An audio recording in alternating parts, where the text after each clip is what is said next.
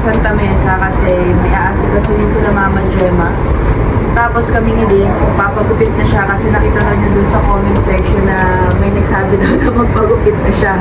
So medyo nagising siya sa vision na mahaba na ang buhok niya.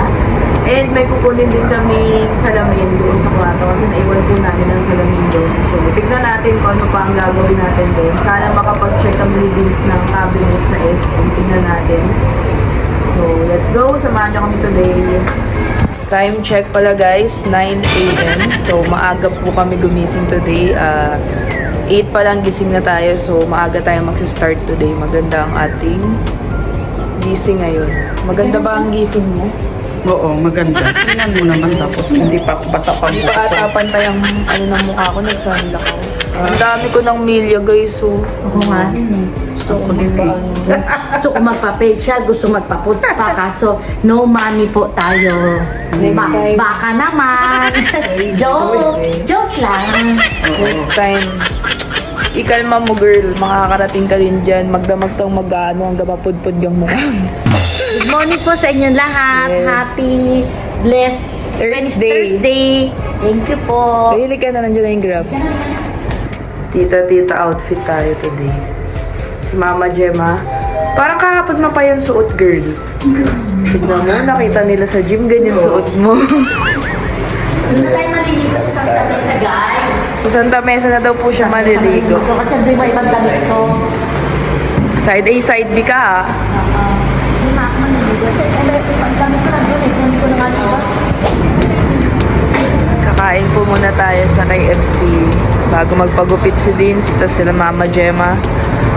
Uuwi ng Santa Mesa para mag-ayos konti. Ito, order na tayo. Parang kagabi nang kumakain tayo ng Ngayon, kain na tayo guys. well, lunch naman na. Kakain ko naman. Lunch naman na, so it's lunch time. Ay, hindi na tayo pwede kumain ng ano mamaya, midnight snacks. Nag-promise na Wala na tayo. din kasi. Oo. Order na. Kain po tayo. Gutom na si Yaya, be. Tapos na po kaming kumain kanina pa, kaso si Dins tinawag ng kalikasan. So, umuwi pa siya sa bahay. Kami, Ano sa iba mo? kami naantay namin siya dito. Naligpit na yung mga Withdraw lang siya, kainan. nag-withdraw.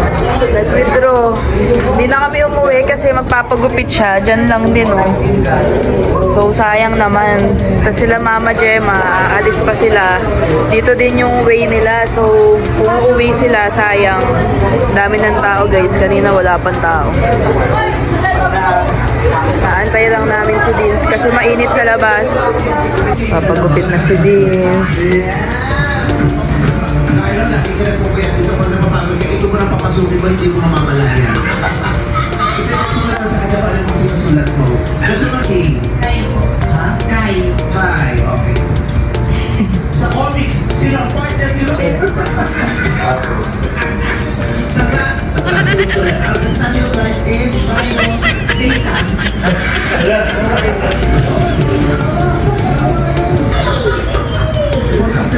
Is bio.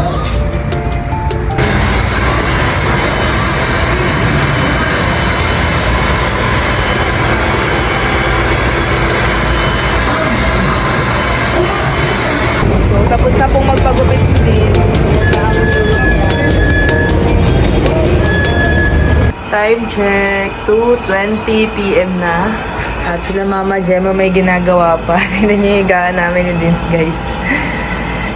Nilagyan na lang namin ng kumot para makahiga kami sa gilid. Ang tagal pa nila Mama Gemma. Bagong gupit, oh. Pak! Kung wala pa ba lang magko-comment na magpagupit ka na, girl, di ka ba magpapagupit? Bagay ba guys? Bagay daw ba, guys? O i-brush up niya. Katsupoy na naman siya eh. Brush up eh. Brush up na katsupoy. So, pauwi na po kami. Naantay lang namin ng Grab. Inabot na kami ng rush hour. At ang dami na naman po nilang bit-bit.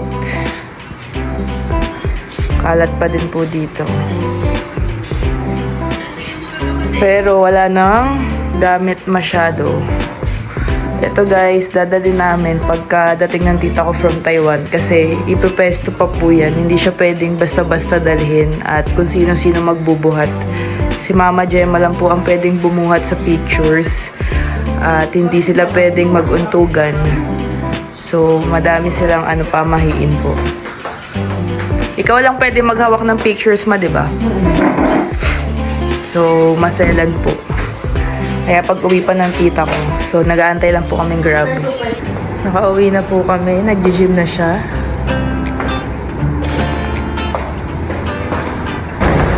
Tapos agad, girl. Wait lang. Technical yun. Si Yaya Bet tsaka si Mama nasa taas. Gusto pa naman ni Yaya Bet magpapawis. Kaya tinawag. Mamaya pa gusto niya gabi. Mamaya ulit. Sinamaan lang natin siya muna. Oo. Wala kang treadmill eh. Magmumuni-muni lang tayo dito guys. Habang siya ay nag-gym.